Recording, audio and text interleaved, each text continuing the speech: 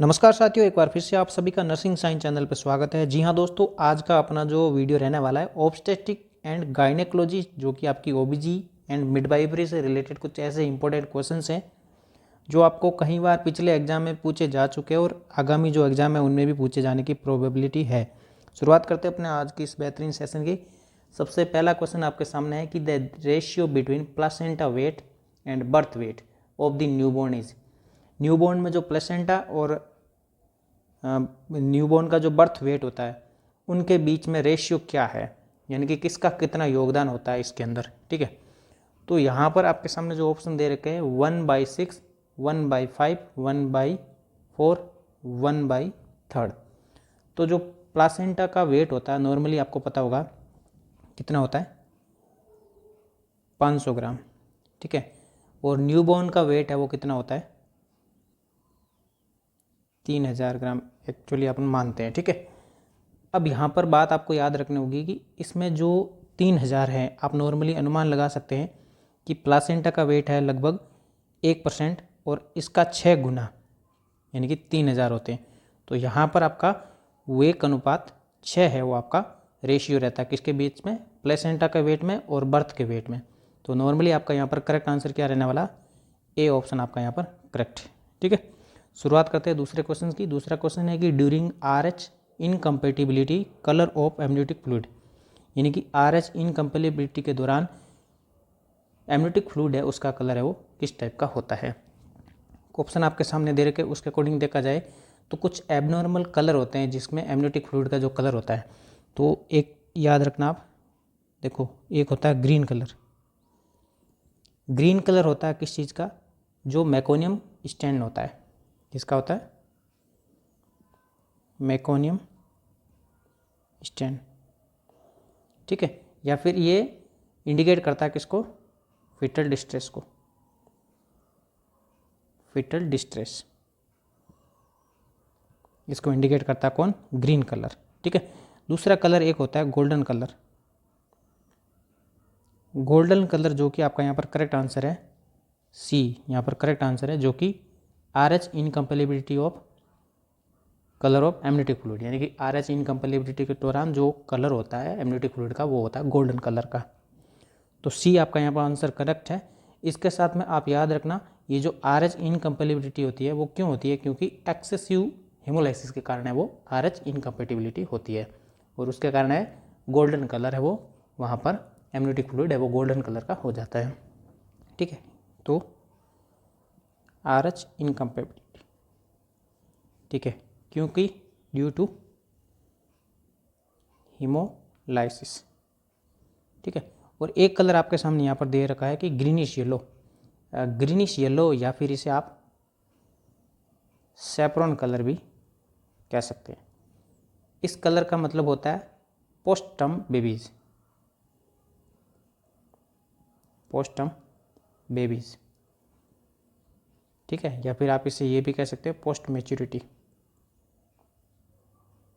Post maturity ये होता है। ठीक है, और जो डार्क रेड कलर होता है या फिर डार्क ब्राउन कलर, इसका मतलब क्या होता है, intra uterine death, IUD। Dark brown colour या फिर इसे टोबैको कलर, सॉरी टोबैको, ये अगर शो होता है तो इंट्रा यूटेराइन डेथ हो चुकी है। ठीक है, और एक कलर जो आपको मैं बता रहा था कि dark red colour, dark red colour, dark red colour अगर है तो इसका मतलब होता है कि कहीं ना कहीं इंटरनली ब्लीडिंग, यानी कि जो कंसील्ड हेमरेज कह सकते हैं आप इसे, कंसील्ड हेमरेज।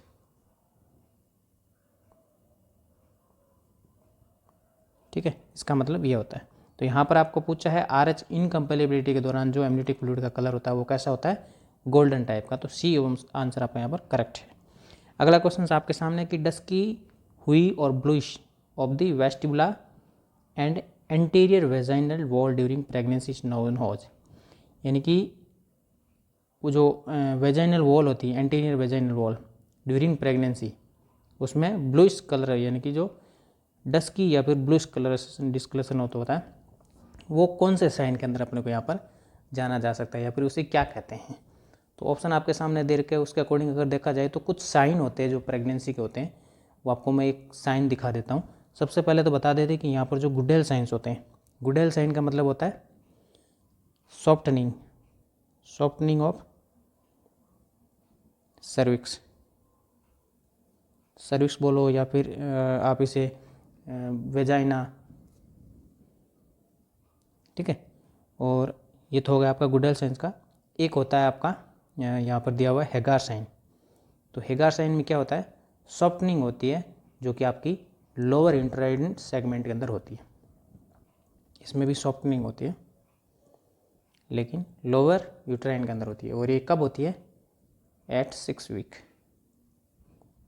इस टाइप के जो साइन है वो सॉफ्टनिंग होती है लोअर यूट्राइन के अंदर। और आपके सामने जो ओशिएंडर साइंस है, ओशिएंडर साइन का मतलब होता है इसमें पल्सेशन है वो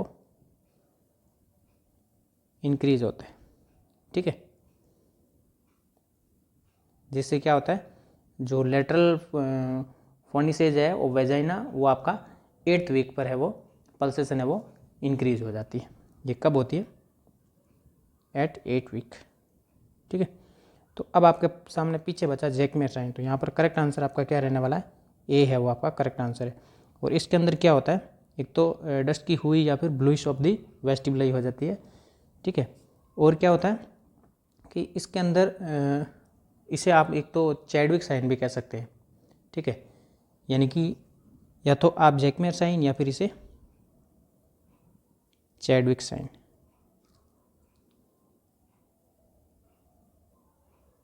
ठीक है।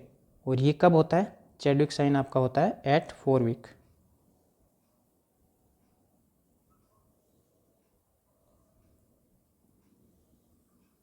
कब होता है, 4 वीक, ठीक है। इसे जैकमेयर साइन भी कहा जाता है। तो यहाँ पर करेक्ट आंसर आपका ए रहने वाला है।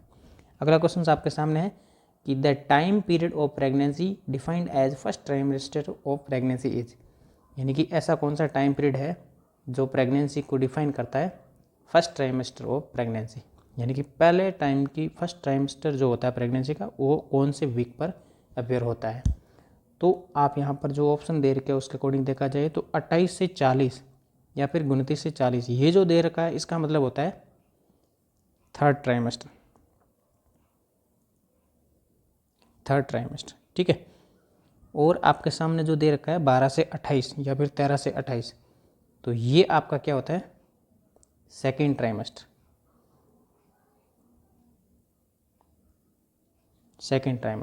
ठीक है। और आपके सामने फर्स्ट 12 वीक दे रखे, ये आपका करेक्ट आंसर है, सी आंसर आपका यहाँ पर करेक्ट है। जो कि फर्स्ट 12 वीक को होता है वो आपका फर्स्ट ट्राइमेस्टर कहलाता है। तो करेक्ट आंसर आपका सी रहने वाला, ठीक है। अगला आपके सामने क्वेश्चन है कि the suture that separates the occipital bone and the 2 parietal bones is, यानी कि ऐसा कौन सा सुचर है वो सेपरेट होता है किसके बीच में, ऑक्सीपिटल बोन और 2 पैराइटल बोन्स के बीच में, उसको आप कौन सा सुचर नाम से जानते हैं। तो देखिए, जो वेरियस टाइप के सुचर्स होते हैं, ये आपके सामने दे रखा है फ्रंटल सुचर। फ्रंटल सुचर जो होता है ये आपका एक सुचर होता है, और किसके बीच में होना, किसके बीच में होता है, 2 फ्रंटल बोन के बीच में जो होता है वो आपका कहलाता है फ्रंटल सुचर।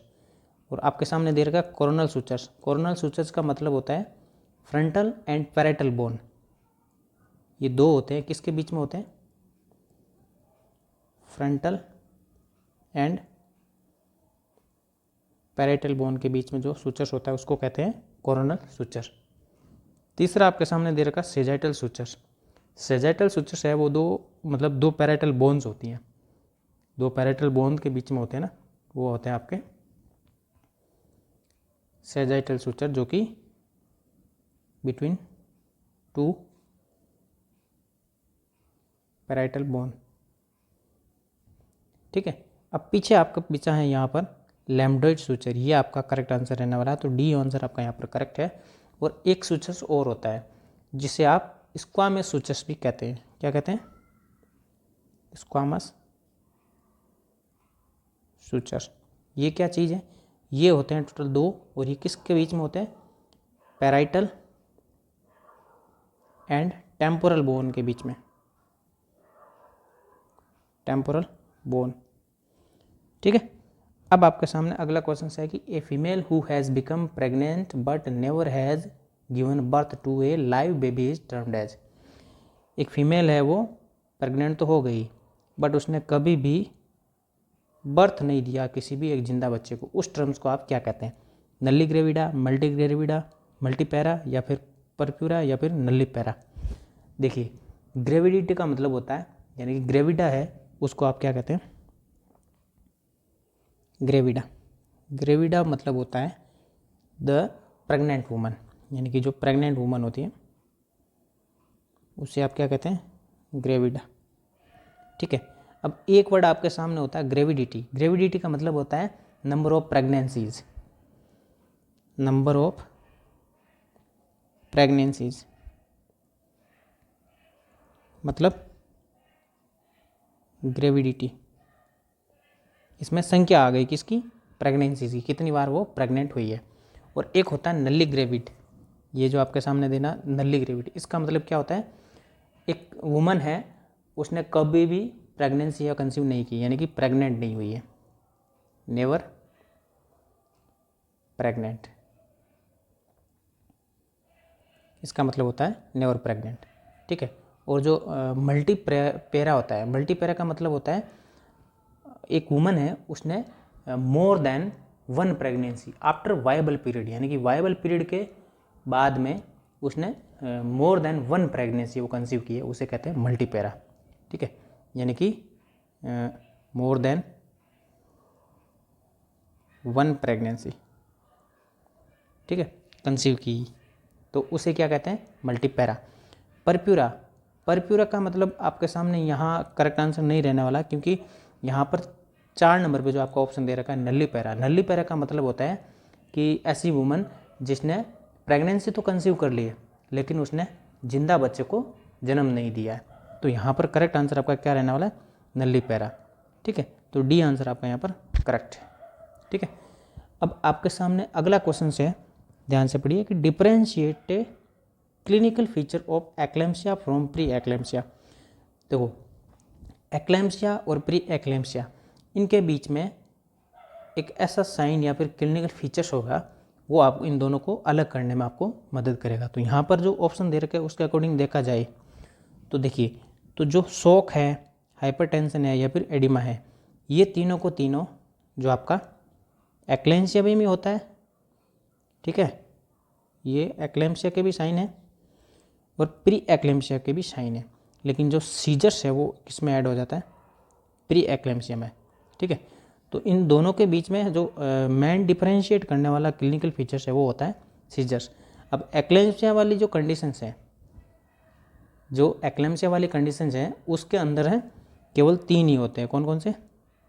प्री एक्लेम्सिया के अंदर ये शॉक, हाइपरटेंशन और इडिमा, ये तीनों होते हैं, लेकिन जो एक्लेम्सिया वाला कंडीशन है उसमें सीजर्स है वो ऐड हो जाता है। ठीक है। प्री एक्लेम्सिया में तो ये तीनों है ही, लेकिन ये प्री एक्लेम्सिया के अंदर है वो ये सीजर्स भी ऐड हो जाते हैं। तो इन दोनों के अंदर जो डिफरेंट है वो मतलब अलग अलग करने का जो क्लिनिकल फीचर्स है वो आपका सीजर्स है। ठीक है। तो करेक्ट आंसर आपका यहाँ पर बी रहने वाला है। ठीक है। जैसे ही प्री एक्लेम्सिया में मतलब एक्लेम्सिया की तरफ बढ़ेगा तो सीजर्स आने स्टार्ट हो जाएंगे, तो ये आपका डिफरेंशिएट करेगा दोनों को। ठीक है।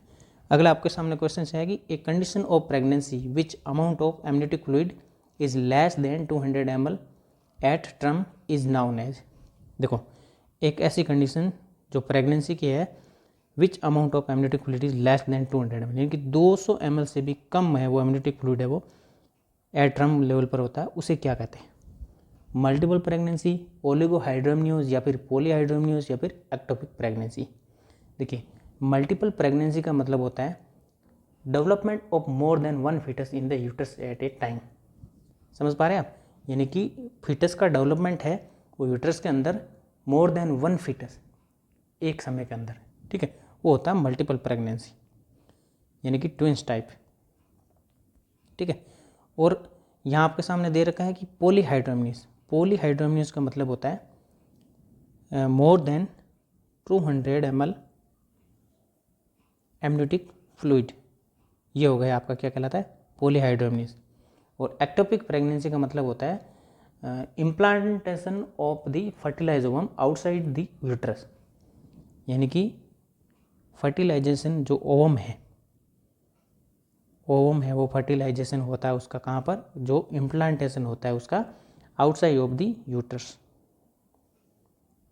आउटसाइड ऑफ द यूट्रस के अंदर बाहर जो होता है उसे आप कहते हैं एक्टोपिक प्रेगनेंसी। लेकिन यहाँ पर लेस देन 200 ml है वो एमनियोटिक फ्लूइड होता है, वो आपका ओलिगोहाइड्रोएमनियास कहलाता है। तो बी आंसर आपका यहाँ पर करेक्ट है। ठीक है, अगला क्वेश्चन आपके सामने है फॉर्मूला फॉर कैलकुलेटिंग ईडीडी। यहाँ पर आपको फॉर्मूला बताना है किसका, ईडीडी का। तो आपको ईडीडी मतलब एक्सपेक्टेड डेट ऑफ डिलीवरी, यानी कि इसमें क्या होता है, सीधा सीधा सा फॉर्मूला है, first day of last menstrual period, उसमें प्लस कर देना है 9th मंथ प्लस 7 दिन जोड़ देने, तो आपका एक्सपेक्टेड डेट ऑफ डिलीवरी आपकी यहाँ पर आ जाएगी। जैसे आपको एक एग्जांपल देता हूँ, मान लेते हैं कि एक वुमन है, उसका लास्ट मेंस्ट्रुअल पीरियड है वो कब है, मान लेते हैं 12 अगस्त 2014 है। ठीक है, अब इसके अंदर आपको ये इसका last month of last menstrual period है वो आपका यहाँ पर दे दिया गया है कि 12 अगस्त 2014 का उसका लास्ट मेंस्ट्रुअल पीरियड था। अब यहाँ पर आपको क्या करना होगा, ये आपने लिख दिया 12 अगस्त, उसमें क्या कर देने प्लस 9 महीने ऐड कर देने, और क्या करना है 7 दिन ऐड कर देते हैं, यानी कि 12 में 7 जोड़ दो आप, भले 12 और 7, 12 और 7 हो गए आपके 19। ठीक है, अब इसमें 9 महीने ऐड करते हैं। देखिए, या तो 9 महीने ऐड कर दो या फिर जो अगस्त है उनमें से पीछे 3 महीने हटा दो, यानी कि जुलाई जून और ये आ गया मई। तो या तो इन 3 को हटा दो आप, पिछले 3 अगस्त से सही से, तो पिछला जो महीना है वो आपका आ जाएगा करेक्ट। तो यहाँ पर आप 19 मई लिख सकते हो, 19 मई। अब जो 2014 था तो इसमें साल जैसे अपन ने प्लस किए थे 9 महीने, तो 2015 हो जाएगा। तो करेक्ट आंसर आपका यहाँ पर हो गया 19 मई 2015। ठीक है, ये आपकी एक लास्ट मेंस्ट्रुअल पीरियड के अनुसार एक्सपेक्टेड ईडीडी निकाली गई है। ठीक है, इस प्रकार आप अपना कोई क्वेश्चन आए अगर डेट के साथ में तो आप डायरेक्ट इसकी ईडीडी भी निकाल सकते हैं। ठीक है, अगला आपके सामने क्वेश्चन है neural tube defects include except. Neural tube यानी कि एंटीडीज है, इंक्लूड है लेकिन एक को छोड़कर इन ऑप्शन के अंदर। देखिए आपके सामने जो ऑप्शन दे रखे हैं यहाँ पर एनेंसिपेली और स्पाना बाइफिडा, ठीक है, और एक आपके सामने दे रखा है एनसेफेलोसील। तो ये तीनों के तीनों आपके किसके हैं, न्यूरल ट्यूब डिफेक्ट्स हैं। लेकिन जो हाइड्रोसील है, हाइड्रोसील एक ये मतलब न्यूरल ट्यूब डिफेक्ट नहीं है, ये क्या है, ये मतलब फ्लूइड का एक्यूमुलेशन होता है। कहाँ पर होता है, ट्यूनिका वेजाइनल्स ऑफ द टेस्टिस, इसमें क्या होता है फ्लूइड एक्यूमुलेशन। ठीक है, और कहाँ पर होता है, into tunica vaginalis of the testis. तो ये एक प्रकार का आपका एंटीडी नहीं है, तो करेक्ट आंसर आपके यहाँ पर सी रहने वाला है। लेकिन जो एनेंसिपेली, एनसेफेलोसील या फिर स्पाइना बाइफिडा, ये तीनों के तीनों आपके क्या है, न्यूरल ट्यूब डिफेक्ट्स हैं। ठीक है, अगला क्वेश्चन आपके सामने है the drug which are use to delay preterm labour and delivery. इनमें से ऐसी कौन सी ड्रग्स है वो यूज करते हैं डिले करने के लिए क्या, प्रीटर्म लेबर एंड डिलीवरी को। ऑक्सीटोकाइनेज, ऑक्सीटोसिन्स या फिर डायूरेटिक्स या फिर टोकोलाइटिक एजेंट या फिर प्रोस्टाग्लैंडिन्स। देखिए ऑक्सीटोसिन्स और प्रोस्टाग्लैंडिन्स है, ये क्या करते हैं, ये लेबर को एक्सीलरेट करने का काम आती है। तो ये आपकी दोनों की क्या हो गया, लेबर एक्सी लेबर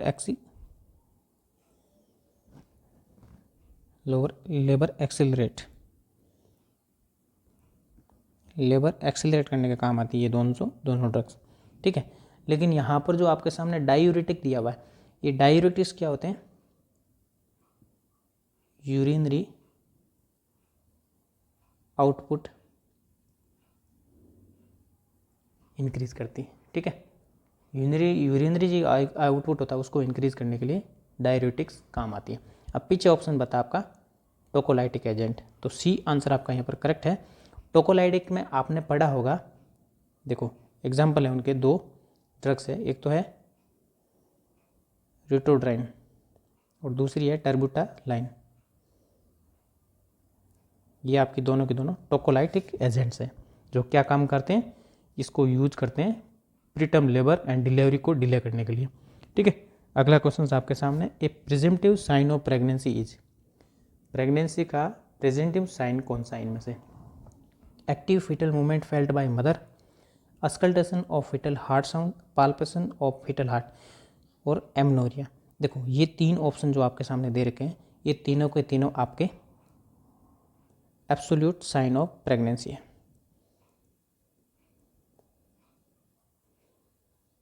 ठीक है, लेकिन जो जो एमनोरिया है एक प्रकार का प्रेजेंटिव साइन, यहाँ तो यहाँ पर आपका डी आंसर है वो करेक्ट रहने वाला है। ठीक है, अगला आपके सामने क्वेश्चन है, bleeding after 24 hours of vaginal delivery is considered as postpartum haemorrhage. देखिए, bleeding after 24 hours of vaginal delivery is considered as postpartum haemorrhage, यानी कि पोस्टपार्टम हेमरेज है वो इनमें से आपका करेक्ट आंसर क्या रहने वाला, कौन सी कंडीशन है वो आपकी पोस्टपार्टम हेमरेज को कंसिडर करती है? देखिए, when blood loss is more than 1500 ml, या फिर मोर देन 100 ml, या फिर मोर देन 500 ml, या फिर 200 ml, यानी कि ये 1000 ml। ठीक है, तो आपका देखिए नॉर्मली क्या होता है कि वेजाइनल डिलीवरी के टाइम जो ब्लड लॉस होता है कितना होता है? देखिए, वेजाइनल डिलीवरी के टाइम जो ब्लड लॉस होता है वो होता है 500 ml। ठीक है, और सिजेरियन डिलीवरी है अगर, तो उसमें कितना ब्लड लॉस होता है? More than 1000 ml। ठीक है, और एक होता है सिजेरियन हिस्टेक्टोमी, सिजेरियन हिस्टेक्टोमी, इसमें क्या होता है? More than 1500 ml blood loss होता है। ठीक है, या फिर इसमें 500 ml तो होता ही है, लेकिन इससे भी मोर देन भी हो सकता है वेजाइनल डिलीवरी के अंदर। तो यहाँ पर अपने को पूछा है पोस्टपार्टम हेमरेज, तो अपने को यहाँ पर किसी भी प्रकार की कोई डिलीवरी का नहीं बोला, केवल वेजाइनल डिलीवरी बोला है। तो वेजाइनल डिलीवरी का अकॉर्डिंग देखा जाए तो जो 500 ml है, इससे ज़्यादा अगर ब्लड लॉस होता है तो वो किस में आता है? पीपीएच, आपका पोस्टपार्टम हेमरेज के अंदर काउंट होता है, और सी आंसर आपका यहाँ पर करेक्ट रहने वाला है। ठीक है, अब देखिए 1500 ml ये आपका हो गया सिजेरियन हिस्टेक्टोमी, और मोर देन 1000 ml बोला है तो वो हो गया आपका सिजेरियन डिलीवरी। ठीक है, तो आपका सामने अगला क्वेश्चन दे रखा है, the outer most membrane of the placenta is. इनमें से जो ऑप्शन दे रखे हैं उनमें से बताइए कि आउटर मोस्ट मेम्ब्रेन कौन सी है किसकी? प्लेसेंटा। तो एमनियन, योक-शैक, या फिर कोरियन, या फिर कोटिलेडोन्स। तो जो कोरियन होती है यहाँ आपके सामने दे रखा है, सी आंसर आपका यहाँ पर करेक्ट है। जो कोरियन होती है वो outer most membrane of placenta होती है, लेकिन जो एमनियन होती है ये आपकी इनर मोस्ट, इनर लेयर भी आप इसे कह सकते हैं, इनर लेयर भी होते हैं। ठीक है, और जो योक-शैक एंड जो कोटिलेडोन है वो दोनों की दोनों प्लेसेंटा की मेम्ब्रेन नहीं है। ठीक है, ये दोनों को दोनों प्लासेंटा की मेम्ब्रेन नहीं है। तो आपको पूछा है प्लासेंटा की आउटर मोस्ट मेम्ब्रेन के बारे में, तो कोरियन आपका यहाँ पर करेक्ट आंसर। ठीक है, अगला आपके सामने ऑप्शन क्वेश्चन है, फर्टिलाइजेशन अकर्स इन, फर्टिलाइजेशन कहाँ पर होता है? ये आपके सामने जो ऑप्शन दे रखे हैं उसके अकॉर्डिंग देखा जाए, यूट्रस, पेल्विस, वेजाइना, या फिर फैलोपियन ट्यूब। तो जनरली फर्टिलाइजेशन वो फैलोपियन ट्यूब के अंदर होता है। कहाँ पर होता है? एम्प्यूला के अंदर। फैलोपियन ट्यूब का ये पार्ट्स होता है, उसमें एम्प्यूला होता है, एम्प्यूला के अंदर वो आपका वहाँ पर फर्टिलाइजेशन होता है। ठीक है, और आपका जो इम्प्लांटेशन ऑफ फर्टिलाइज है वो आपका ओवम को प्लेस करता है किसमें? यूट्रस के अंदर। इसमें क्या होता है? Implantation of fertilised ovum. ठीक है, तो आपको पूछा केवल फर्टिलाइजेशन का, तो फर्टिलाइजेशन आपका यहाँ पर डी आंसर आपका यहाँ पर करेक्ट रहने वाला है, फैलोपियन ट्यूब। कई बार यहाँ पर ऑप्शन फैलोपियन ट्यूब को आप ओविडक्ट नाम से भी जानते हैं, तो ये भी आपका आंसर करेक्ट है। ठीक है, अगला आपके सामने क्वेश्चन है कि the first menstruation in a female is called, यानी कि फीमेल के अंदर जो फर्स्ट मेंस्ट्रुएशन होता है उसको किस नाम से जाना जाता है, मीनोपॉज, डिसमेनोरिया या फिर मेनार्के या फिर एमनोरिया। देखिए आपके सामने जो ऑप्शन दे रखे हैं उसके अकॉर्डिंग देखा जाए तो जो मीनोपॉज होता है, मीनोपॉज का मतलब होता है ये एक प्रकार का लास्ट मेंस्ट्रुएशन साइकिल होता है, मेंस्ट्रुएशन ऑफ फीमेल होता है, जो कि आपकी यूजुअली 45 की एज तक मतलब वहाँ तक संभावित रहता है। ये होता है आपका लास्ट मेंस्ट्रुएशन, ठीक है, एटलीस्ट या फिर लगभग आप कहते हैं यूजुअली 45 एज तक, 45 ईयर्स, ठीक है। तो मेनोपॉज तो आपका यहाँ पर ऑप्शन सही नहीं है, क्योंकि पूछा आपने को क्या है, फर्स्ट मेंस्ट्रुएशन के बारे में, ये वो जबकि मेनोपॉज है वो आपका लास्ट है। अब सेकंड आपके सामने दे रखा है डिसमेनोरिया। डिसमेनोरिया का मतलब होता है पेनफुल मेंस्ट्रुएशन, पेनफुल मेंस्ट्रुएशन। और आपके सामने तीसरा ऑप्शन दे रखा है मेनार्की। मेनार्की का मतलब होता है फर्स्ट मेंस्ट्रुएशन। यहाँ पर सी आंसर आपका यहाँ पर करेक्ट रहने वाला है। जबकि जो एमनोरिया होता है, एमनोरिया का मतलब क्या होता है, मतलब ये ऐसा होता है कि मेंस्ट्रुएशन आता ही नहीं है। क्या होता है, लैक ऑफ मेंस्ट्रुएशन होता है, यानी कि लैक ऑफ मेंस्ट्रुएशन, ठीक है। या फिर आप इसे कह सकते हैं कि सीजेशन ऑफ मेंस्ट्रुएशन, ठीक है। अपने को पूछा फर्स्ट मेंस्ट्रुएशन के बारे में, तो सी आपका मेनार्की यहाँ पर करेक्ट आंसर है, ठीक है। अगर आपको किसी भी प्रकार के इन क्वेश्चन से रिलेटेड कोई डाउट है तो आप मुझे डायरेक्ट कमेंट करें। वीडियो पसंद आया हो तो आप लाइक करें, आप वीडियो को शेयर करें अपने दोस्तों के साथ में। नई वीडियो आपको इंपॉर्टेंट क्वेश्चन जो आपके एग्जाम से रिलेटेड खूब सारे हम यहाँ पर आपको सोल्व करवाने वाले हैं। आप चैनल को इसलिए सब्सक्राइब करें, बेल आइकन को प्रेस करें। मिलेंगे एक नई वीडियो के साथ में, तब तक के लिए जय हिंद, जय भारत, थैंक यू।